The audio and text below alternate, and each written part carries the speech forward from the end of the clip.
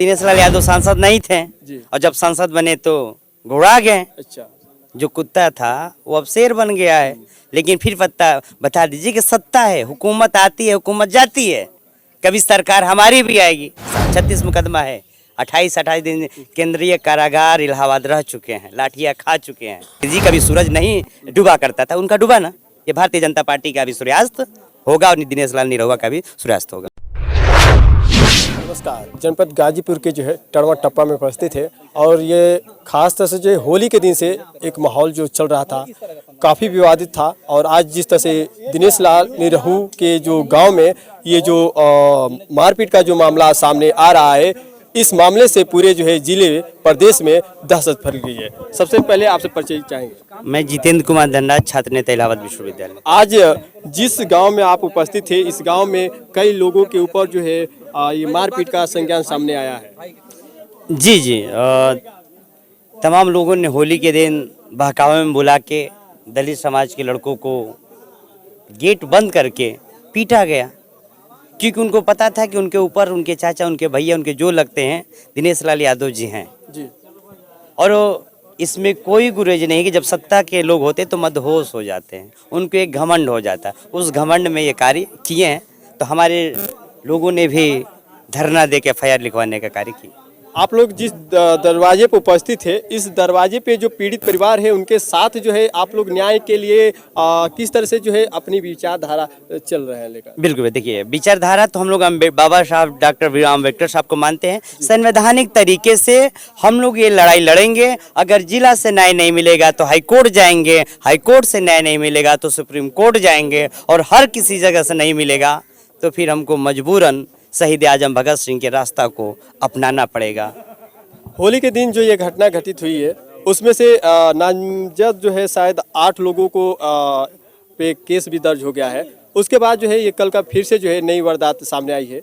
तो इस तरह से जो है ये घटना पहले से घटित भी हो गई है और यहाँ के जो प्रशासनिक व्यवस्थाएं हैं उनके संज्ञान में भी होते हुए ये घटना दोबारा कैसे घट जा रहा है? सर, उनको संरक्षण मिला है ना, उनकी सरकार है, उनके भाई सांसद है, तो उनको तो घमंड है कि हमको कुछ नहीं होगा। सिर्फ एक FIR एक कापियों पे लिखा हुआ है, उनकी सरकार है, कभी भी उसको खत्म कर सकते हैं, विवेचना में खत्म कर सकते हैं। डरा के धमका के, जब इतने लोग हैं तो डरा धमका नहीं पा रहे हैं, क्या पता खत्म कर सकते हैं। लेकिन इस तरह से विचारधारा ये हाल ही में जो सामने देखने को मिल रही है, इससे पहले भी होली का जश्न कई तरह से मनाए गए, लेकिन इस तरह से भावना नहीं थी। लेकिन आज किस तरह से ये भावना दिख रही है, क्या वजह रहा है, किस तरह से ये जो रंजिश है सामने, इसको खुलासा किस तरह से कहा जाए? सर, वही मैंने कहा ना कि अभी तक दिनेश लाल यादव सांसद नहीं थे जी। और जब सांसद बने तो घोड़ा गए। अच्छा। जो कुत्ता था वो अब शेर बन गया है।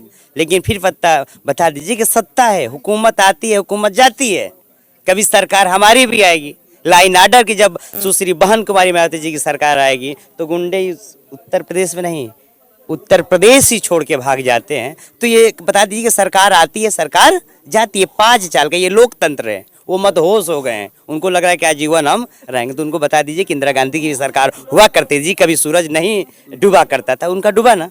ये भारतीय जनता पार्टी का भी सूर्यास्त होगा और दिनेश लाल निरहुआ का भी सूर्यास्त होगा। लेकिन आला अधिकारी जो आए थे मौके पे, उन्होंने कहा भी कि जो भी इसमें ये देखा जाएगा कि तहरीर के बाद जिसको जो है आप इंगित करते हैं उनके ऊपर जो है मुकदमा दर्ज करके जेल भेजा जाएगा। उसमें कोई जो है जातिवाद किसी तरह का कोई जो है संपर्की काम नहीं करेगा। नहीं तो अच्छी बात, हम तो न्याय की मांग ही कर रहे हैं। जब न्याय यहीं से मिल जाएगा तो हम सुप्रीम कोर्ट और हाई कोर्ट हम नहीं जाएंगे। अच्छा। तो क्या नहीं लगता है कि जो आला अधिकारी कह के गए उनकी बातों पे विश्वास संतुष्टि है आप लोग का? देखिए, पूर्ण रूप से तो विश्वास नहीं है साहब, क्योंकि तमाम मैं पूरा उत्तर प्रदेश का भारत लगभग घूम चुका हूँ। इलाहाबाद विश्वविद्यालय का मैंने बताया कि छात्र हूँ, 18 साल 20 साल से इलाहाबाद में रहता हूँ। तो तमाम ऐसे मुकदमा, तमाम चीज़ हम लोग देखते हैं। जब शांति करना रहता है तो पहले जनता को हटा दो जो इंकलाब लिखने की बात करता है, फिर बाद में देखा जाएगा। तो 90% न्याय नहीं मिलता है, लेकिन 1% की बात है तो देखिए क्या होता है।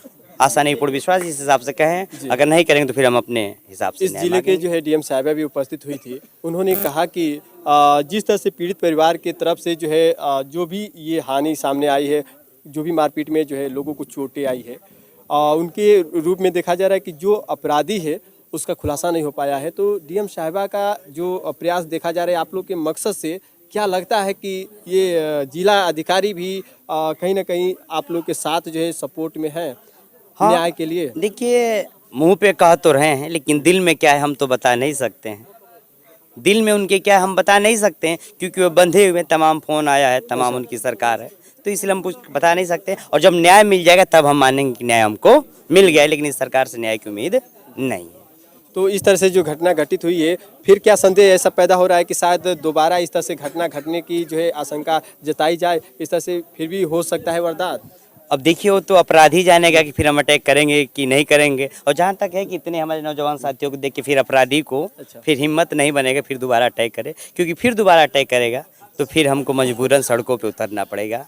मुकदमा, लाठिया, ये शासन प्रशासन से डरने वाले नहीं साहब। 36 मुकदमा है, 28 दिन केंद्रीय कारागार इलाहाबाद रह चुके हैं, लाठियाँ खा चुके हैं, तो उस मुकदमों से नहीं, लेकिन हम लोग का प्रयास है कि संवैधानिक तरीके से मिल जाए तो अच्छी बात है। 36 मुकदमा आप बता रहे हैं, तो ये किस तरह से हुआ, किस जो है संघर्ष से जो है आप गुजरे थे कि आपके ऊपर मुकदमा हो जी गया? देखिए, इलाहाबाद विश्वविद्यालय 400% की बढ़ाया गया, जिसकी लड़ाई 10 मुकदमे उसमें लड़ा। एक इलाहाबाद प्रयागराज में सोराव में एक अपने समाज की लड़की को बलात्कार करके हत्या कर दी, उसमें मुकदमा लगा। और तमाम मतलब छात्र जनहित अच्छा, कल्याण की लड़ाई कल्याण लड़ते के लिए लड़ते हम आप- गए हैं। जी। और गर्व से मैं कहता हूँ कि अपने समाज के लिए 4 बार नहीं 40,000 जेल जाना पड़े, 36 नहीं 36,000 मुकदमा विसाना पड़ेगा तो सहेंगे, क्योंकि हम डॉक्टर बी आम्बेडकर साहब को मानने वाले लोग हैं, क्योंकि संविधान है जो हमको फिर से छुड़ा के लाएगा साहब। चलिए, इन्हीं बातों के साथ भी न्यूज इंडिया के साथ जुड़े रहने के लिए बहुत बहुत धन्यवाद। धन्यवाद आपका।